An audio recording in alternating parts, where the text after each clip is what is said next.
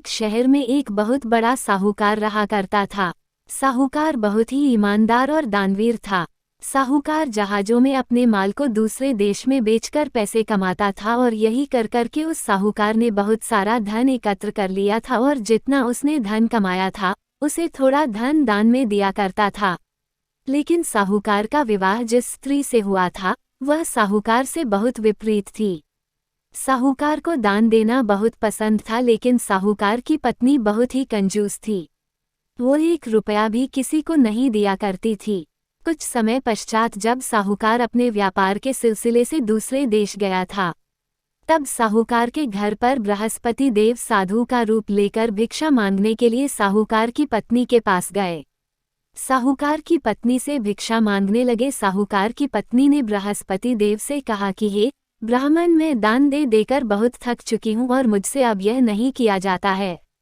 आप मुझे कोई ऐसा उपाय बताएं जिससे मेरा सारा धन बर्बाद हो जाए और मैं खुशी खुशी अपना जीवन व्यतीत कर सकूं। बृहस्पति देव साहूकार की पत्नी की बात सुनकर साहूकार की पत्नी से बोले, तुम तो बहुत ही विचित्र कन्या हो। तुम्हारे पास तो इतना सारा धन है, उसके बाद भी तुम इस धन से दुखी हो।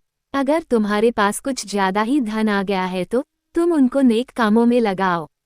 तुम कुंवारी कन्याओं का विवाह करवाओ, बच्चों के लिए विद्यालय खुलवाओ और बड़े बड़े बाग बगीचे खुलवाओ, जिससे तुम्हें ऐसा करने से स्वर्ग की प्राप्ति हो सकती है।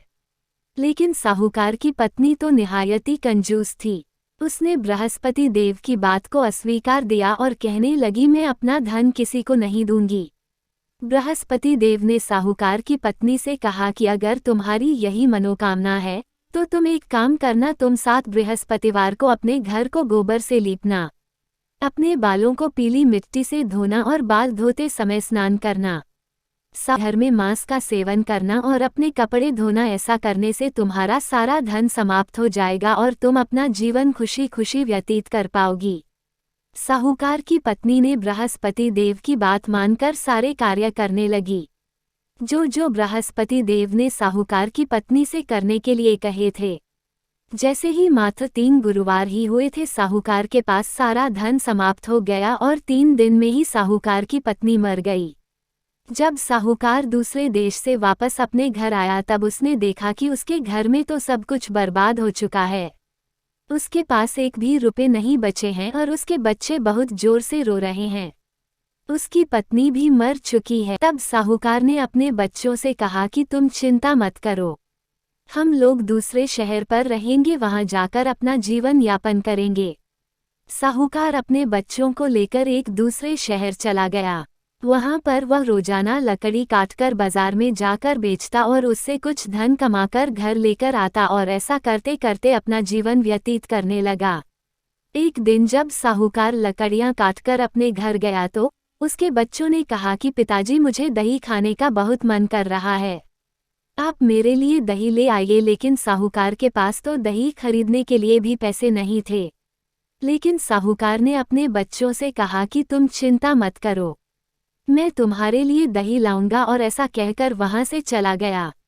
साहूकार थोड़ी दूर जाने के पश्चात एक पेड़ के नीचे बैठ गया और वहां पर जोर जोर से रोने लगा और अपनी दशा पर विचार करने लगा। तभी वहां पर बृहस्पति देव एक साधु का वेश लेकर आए और साहूकार से कहने लगे, तुम क्यों रो रहे हो? तब साहूकार ने कहा कि ब्राह्मण देव, आपको तो सब पता है, और ब्राह्मण को अपनी सारी कहानी बता दी। जिसके बाद बृहस्पति देव ने साहूकार से कहा कि यह सब तुम्हारी पत्नी ने किया था। तुम्हारी पत्नी ने बृहस्पति देव का अपमान किया था, जिसके कारण तुम्हारा सारा धन नष्ट हो गया है और तुमको ऐसे कष्ट भोगने पड़ रहे हैं। लेकिन तुम चिंता मत करो, मैं तुमको एक उपाय बता रहा हूँ जिसको करने से तुम्हारे जीवन फिर से सही हो जाएगा। तब साहूकार ने ब्राह्मण से कहा कि आप मुझे बताइए कि मुझे क्या करना है। ब्राह्मण ने बताया कि तुम गुरुवार के दिन बृहस्पति देव की पूजा पाठ कर दो। पैसों के गुड़ और चने लाकर और एक लोटे में जल भरकर उसमें शक्कर डालकर प्रसाद बना लो और उस प्रसाद को बृहस्पति देव का पाठ करने के बाद सभी में बांट दो और खुद भी उस प्रसाद को ग्रहण कर लो। ऐसा करने से तुम्हारे सारे कष्ट दूर हो जाएंगे। लेकिन तब साहूकार ने ब्राह्मण से कहा कि ब्राह्मण देव, मेरे पास तो इतने रुपए भी नहीं है कि मैं अपने बच्चों को दही खिला सकूं, तो मैं ये पूजा की सामग्री कहाँ से लाऊंगा। तब ब्राह्मण ने कहा कि तुम चिंता मत करो, तुम अपनी लकड़ियां काटकर शहर में जाकर बेचो, जिससे तुम्हें पहले से कई गुना ज्यादा पैसे मिलेंगे। तुम उन पैसों से सब कुछ कर सकते हो। जिसके बाद साहूकार ब्राह्मण देव की बात मानकर लकड़ियां काटने के लिए निकल गया। लकड़ियां काटकर साहूकार बाजार में जाकर लकड़ियों को चौगुने दामों पर बेच दिया और दही लेकर अपने घर चला गया। फिर साहूकार ने गुरुवार के दिन गुड़ और चना खरीद कर बृहस्पति देव की पूजा की और उनकी कथा सुनी तथा प्रसाद को सभी को बांटा। लेकिन अगले ही गुरुवार को साहूकार बृहस्पति देव की पूजा पाठ करना भूल गया, जिससे बृहस्पति देव साहूकार से बहुत नाराज हो गए। एक दिन शहर के राजा ने अपने महल में एक बहुत बड़े यज्ञ का आयोजन किया था और उसके लिए शहर के सभी लोगों को भोजन पर आमंत्रित किया था। सभी लोग राजा के यहाँ भोजन करने समय से चले गए थे, लेकिन साहूकार और उसकी बेटी राजा के घर देरी से पहुंचे तो राजा ने साहूकार और उसकी बेटी को अपने महल के अंदर ले जाकर भोजन ग्रहण करवाया। उसी समय अचानक से रानी का हार कहीं खो गया, तो रानी को पूरा शक साहूकार और उसकी बेटी पर हुआ, जिसके लिए रानी ने राजा से कहा कि यह साहूकार और उसकी बेटी ने मेरा हार चुराया है। राजा ने साहूकार और उसकी बेटी को जेल में बंद करवा दिया। साहूकार और उसकी बेटी जेल में बंद होकर बहुत रोने लगे और तभी साहूकार ने बृहस्पति देव का आवाहन किया। बृहस्पति देव साहूकार के आवाहन करते वहां प्रकट हो गए और उन्होंने साहूकार को बताया कि तुमने गलती की थी, जिसकी वजह से तुमको ये सब भोगना पड़ रहा है। बृहस्पति देव ने कहा कि तुम्हें जेल के बाहर दरवाजे पर 2 रुपए पड़े मिलेंगे, जिससे तुम किसी से भी गुड़ और मुनक्का मंगवाकर बृहस्पति देव की पूजा करना, जिससे सब कुछ ठीक हो जाएगा। ऐसा कहकर बृहस्पति देव वहां से अंतर्ध्यान हो गए और उनके कहे अनुसार साहूकार को दरवाजे पर 2 रुपए पड़े मिले, जिससे उसने जेल के बाहर जा रही महिला से कहा कि क्या तुम मेरे लिए मुनक्का ला सकती हो, मुझे बृहस्पति देव की पूजा करनी है। लेकिन उस महिला ने मना कर दिया और कहने लगी कि मैं अपनी बहू के लिए गहने लेने जा रही हूँ, मेरे पास अभी समय नहीं है। और ऐसा कहकर वह स्त्री वहां से चली गई। जिसके बाद एक दूसरी महिला वहां से जा रही थी। साहूकार ने उस महिला से कहा कि तुम मेरे लिए गुड़ और चना ला सकती हो, मुझे बृहस्पति देव की पूजा करनी है। उस महिला ने साहूकार से कहा कि मैं अपने पुत्र के लिए कफन लेने जा रही थी, लेकिन मैं तुम्हारा ये काम अवश्य करूंगी। जिसके बाद वह महिला साहूकार से पैसे लेकर साहूकार के लिए गुड़ और चना लेने के लिए बाजार चली गई। गुड़ चना लेकर जब वो महिला साहूकार के पास आई तो साहूकार ने बृहस्पति देव की पूजा और कथा कहना शुरू कर दिया। उस महिला ने भी बृहस्पति देव की कथा सुनी और कथा समाप्त होने के बाद साहूकार ने सभी को प्रसाद दिया। प्रसाद लेकर वह महिला अपने मरे हुए बेटे के पास जाने लगी। वहां पर सभी लोग उसके बेटे को शमशान ले जाने के लिए तैयार थे।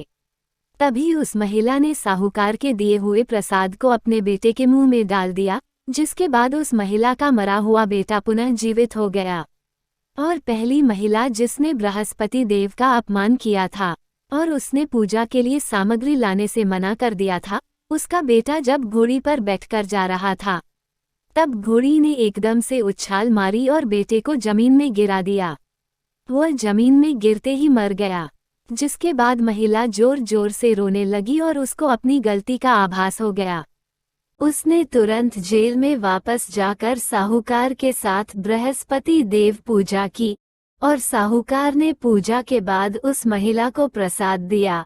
उसने प्रसाद को अपने बेटे के मुंह पर डाल दिया। प्रसाद को खाकर उसका बेटा तुरंत जीवित हो गया। एक दिन बृहस्पति देव राजा के सपने में आए और कहने लगे, तुमने जिन साहूकार और उसकी पुत्री को जेल में बंद किया है वह निर्दोष है, उनको तुरंत छोड़ दो। जिसके बाद राजा ने साहूकार और उसकी पुत्री को जेल से रिहा कर दिया और बृहस्पति देव की पूजा करने से साहूकार की सारी कठिनाइयां दूर हो गई। वह दोबारा से अमीर हो गया और खुशी खुशी अपना जीवन व्यतीत करने लगा।